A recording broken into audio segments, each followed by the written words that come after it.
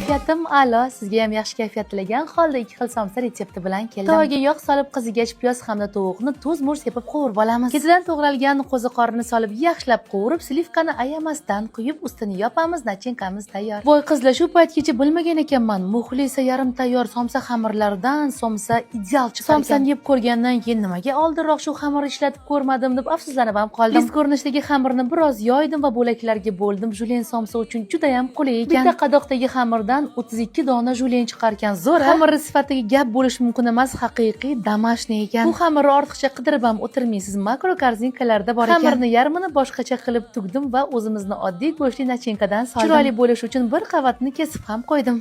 Bu arada savatchalarimiz ham tayyor bo'ldi. Qolipdan juda ham oson ko'chda ichini nachinka bilan to'ldirib, eriydigan sirni joyladim. 2 xil nachinkali, 2 xil ko'rinishdagi somsa retsepti tayyor. Retsept yoqqan bo'lsa, Nodirangizni duo qilib, mehringiz isbot yurakchani bosib qo'yishni unutmang.